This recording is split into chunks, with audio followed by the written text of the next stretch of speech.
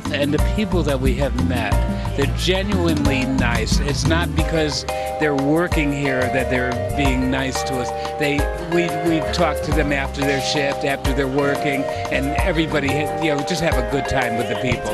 The people are golden. They're super people, very inviting, very welcome. For me, and I just want to say the outstanding thing for me is the treatment that you get here from the staff is second to none.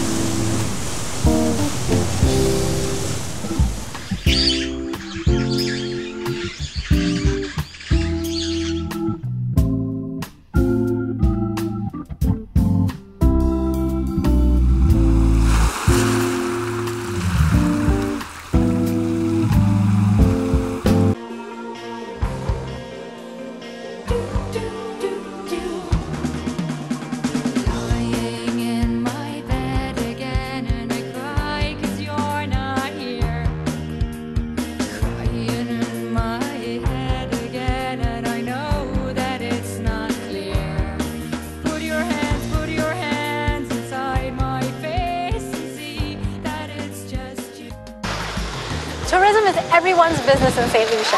Come along with us as we discover the faces of St. Lucia's tourism.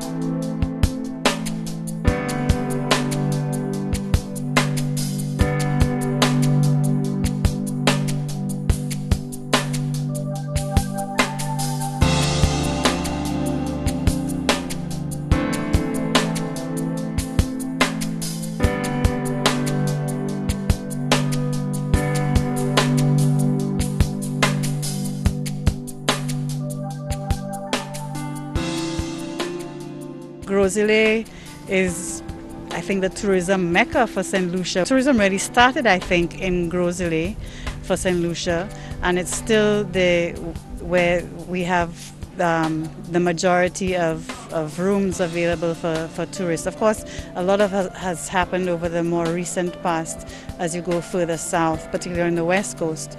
But still, I think Gros-Islet I know Gros-Islet is the leader in terms of tourism infrastructure. So very important.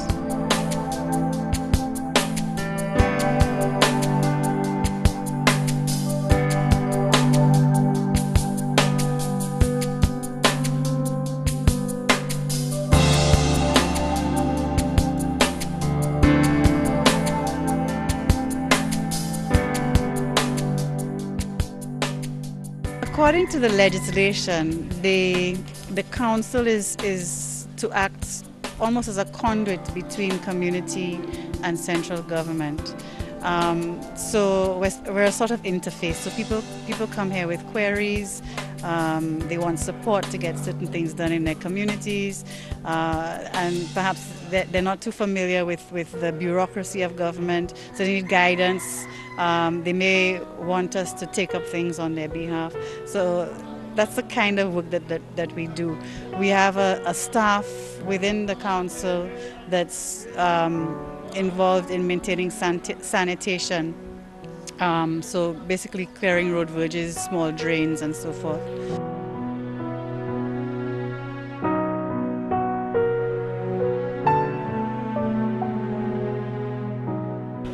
I started this job in July of 2014, so just over a year now. Started off at Ave Maria, then I went to St. Joseph's Convent, and then in those days A-level college, now Sir Arthur Lewis.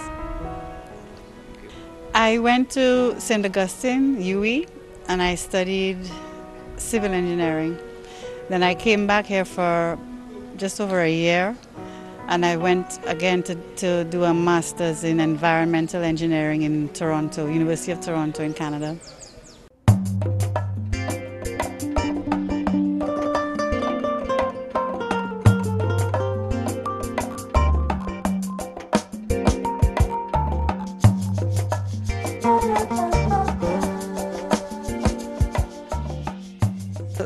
It's not just the town, it's the whole constituency of Gros-Islet. So it's quite a large area and a large population. We're talking about a population in the order of 25,000 people. And the Gros-Islet town is a relatively small part of that, just under 2,000. So it's a very diverse constituency. You have very widely varying socioeconomic groups, interests. So it is, I have to say, fairly challenging, especially in an environment where we don't have a budget and therefore we don't have really a work program. So we have to be innovative to try and have some kind of impact on the community. That's what I've found anyway since I've been here. It's everywhere from Cap all the way down to the Shock Bridge and eastwards. So all of Monier, Moshi, Deramo, all of those areas towards the east, as well as the northwest coast.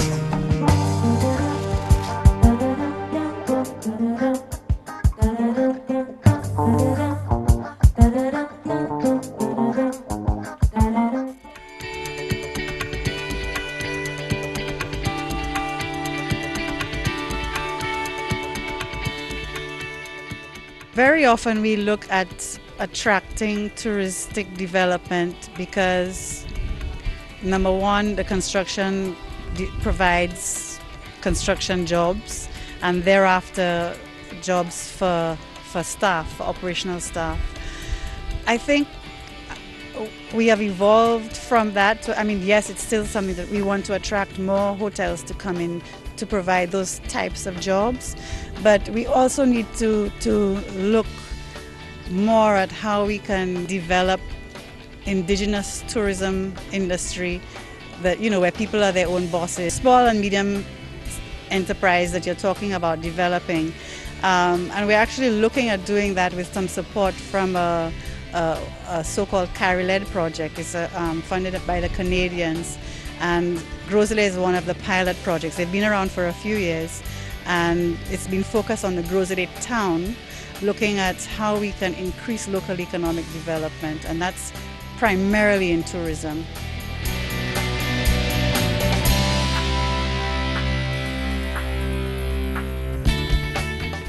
Everybody knows about the Gros-Islet Friday night street party, and in fact it's something that actually draws a lot of tourists to our shores. They come to St. Lucia, and this is a must-do on their list. They must come to the street party. Incidentally, we recently received from TripAdvisor a certificate of excellence for the street party, so we're very pleased about that. There's still room for improvement, but it shows that it's something that tourists appreciate and enjoy. Later in the evening, gravity we clubbing. She tell me today is Saturday, let's go then we tonight and eat some fish. Then we'll go down to Fuye, climb the Peters all the way up there. Skyrise we all up in the air. When we gliding down the people chair, everybody clapping hands and they shouting out, can you hear them say, St. Lucia we love, mama, St. Lucia we love, papa. We have a number of restaurants and bars around Gros-Islet that are very popular, and as you say, not just on a Friday night, but for lunches and dinners over the course of the week.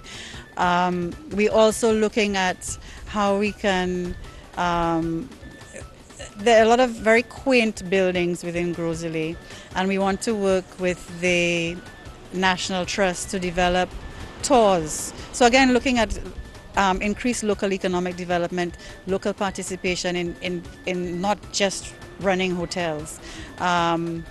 So that's one thing that we're looking to pursue within the next few months. We've already got support from CARILED again to invest in some of the requirements for that, the signage and the pamphlet development and so forth. And we're looking to other partners to help.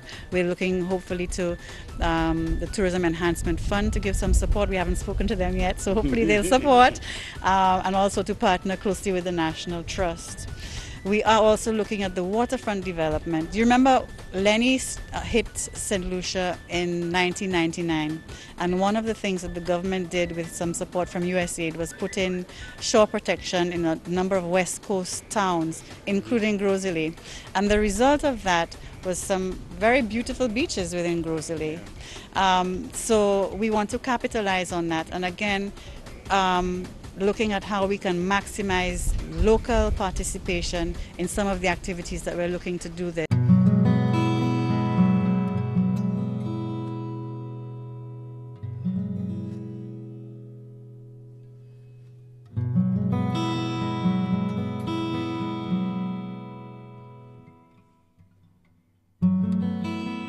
I think the youth do see the opportunities.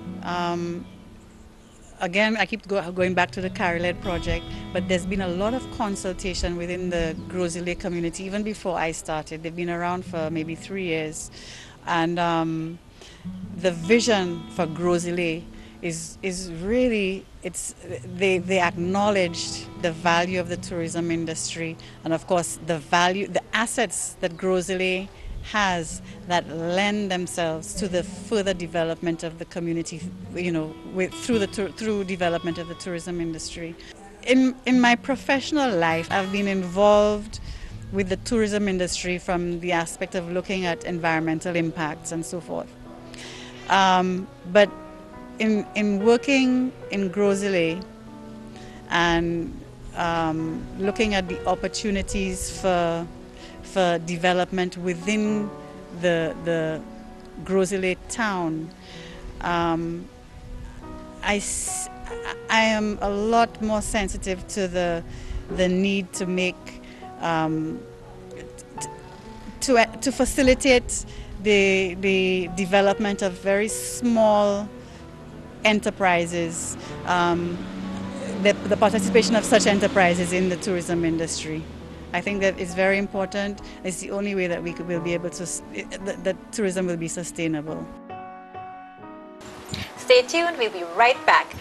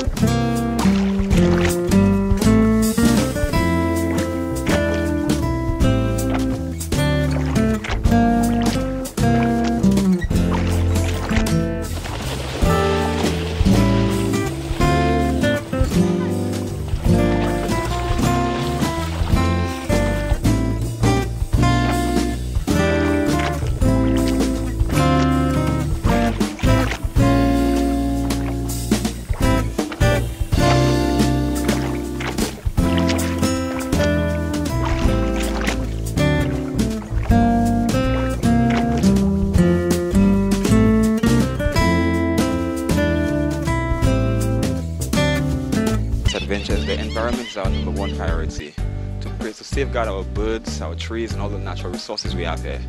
So even with educating our new trainees, we want to instill the importance of the environment to them. So next time they see anyone dropping trash, that would hurt them, and they would feel that and feel that need to actually protect the rainforest.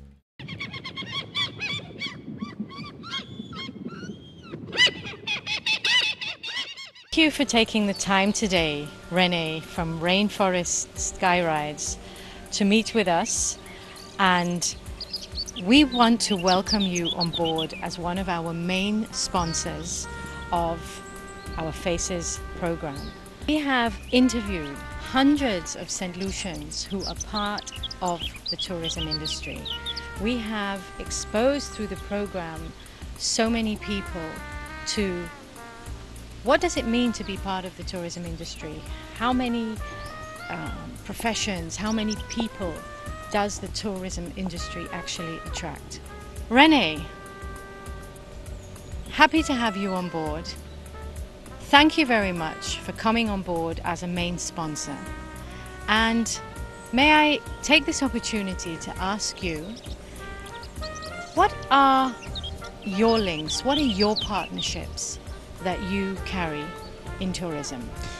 Jenny, let me first of all thank you for giving us this opportunity.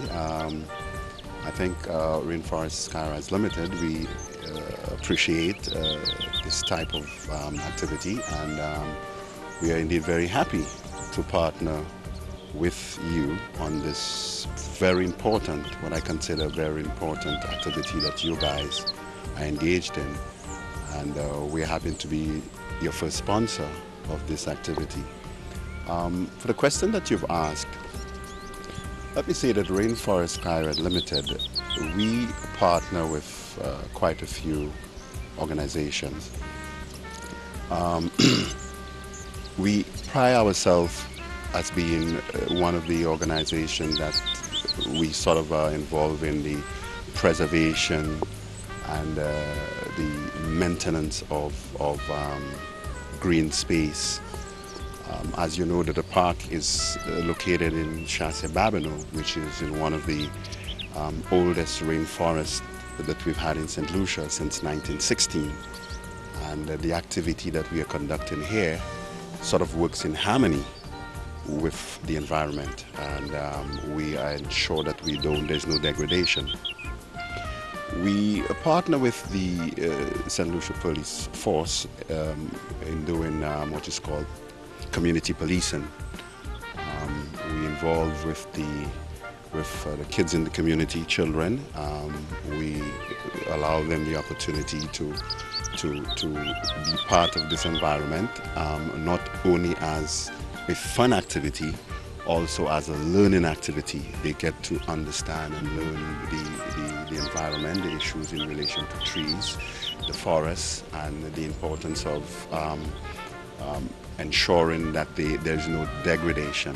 The activities that they do as children would definitely impact. So when that activity is conducted in the park, especially when we have school children, that is enforced, so they understand what their roles are as they grow up in preservation of that type of environment. From time to time, we take time to partner with the community of Babonneau. Of course, as you know, the park is situated in Babonneau, and what better thing to do to be part of the community environmental projects, cleanup projects, whatever projects that the community identifies.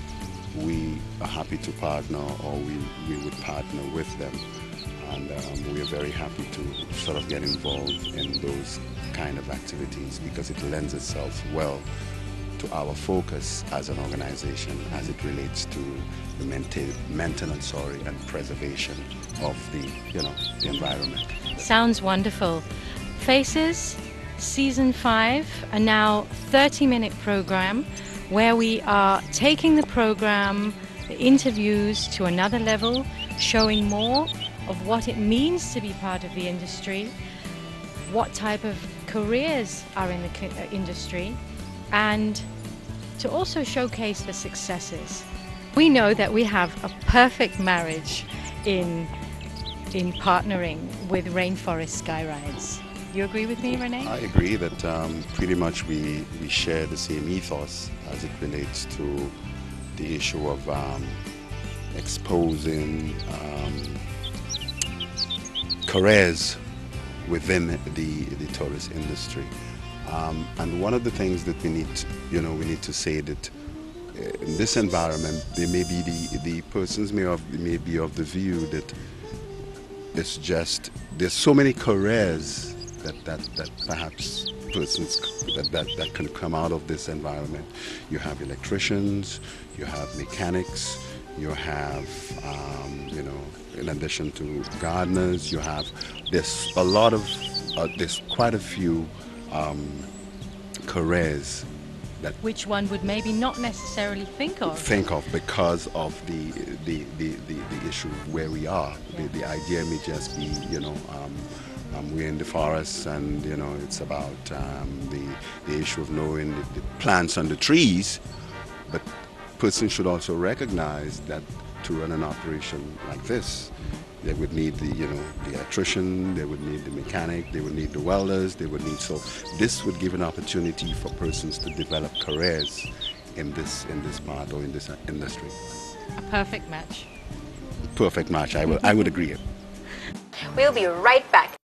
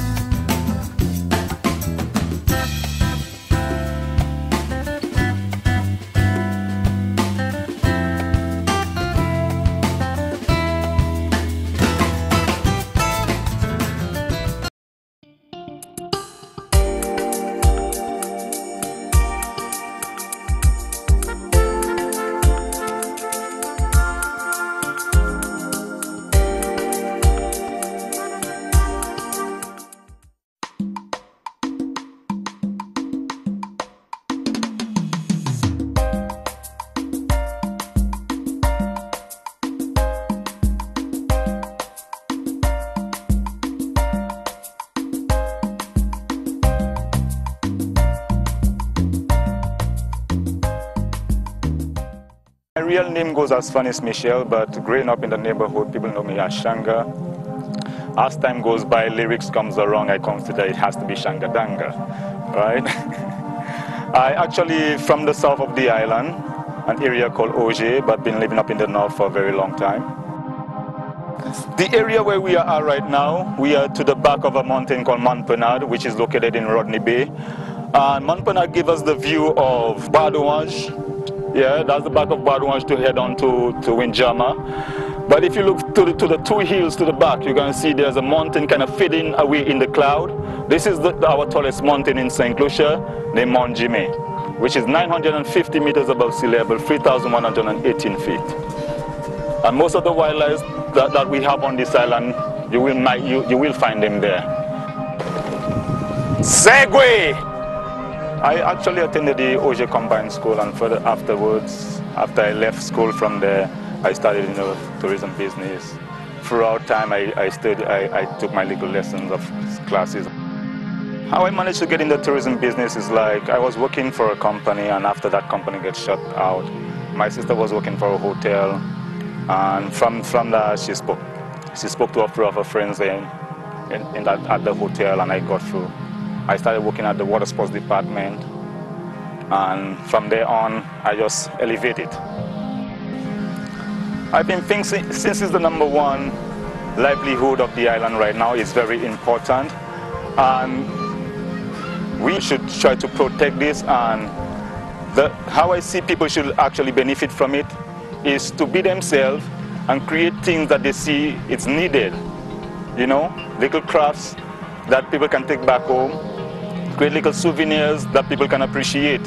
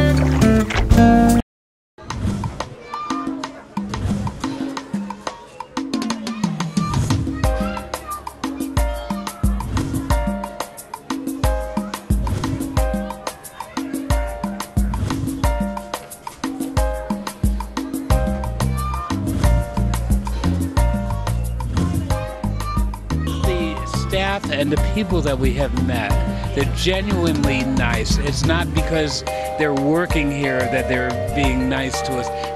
We talk to them after their shift, after they're working, and everybody, just have a good time with the people.